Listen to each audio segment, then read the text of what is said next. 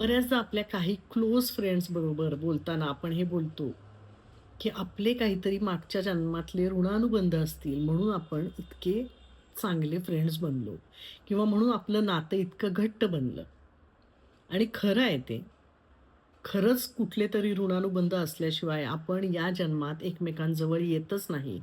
कारण अशी हजारो माणसं आपल्या आजूबाजूला असतात, पण त्यातील काही हाताच्या बोटावर मोजण्याइतक्या माणसांशीच आपलं घट्ट नातं तयार होतं. कधी-कधी आपल्याला रक्ताच्या नात्यापेक्षाही जवळची वाटायला असतात. आपल्या सुख-दुःखात, आपल्या अडचणीच्या काळात आपल्या पाठीशी खंबीरपणे उभी राहतात. आपल्या मदतीला हाक मारण्यापूर्वीच तयार असतात. हे ऋणानुबंधच म्हटले पाहिजेत. पण अनेक माणसं अशीही असतात, की जी आपल्याला फक्त काहीतरी शिकवण्यासाठीच आलेली असतात.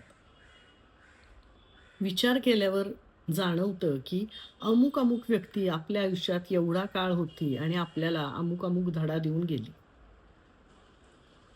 जाणारी व्यक्ती कधीही रिकाम्या हाताने जात नाही. एकतर आपल्याला खूप चांगल्या आठवणी देऊन जाते किंवा आयुष्यभर लक्षात राहील असा धडा देऊन जाते. बघा विचार करून. आपल्याला असंच सोडून कुणीही जात नाही आणि जे राहतात ते खरंच ऋणानुबंध असणारी माणसंच आपल्याबरोबर राहतात.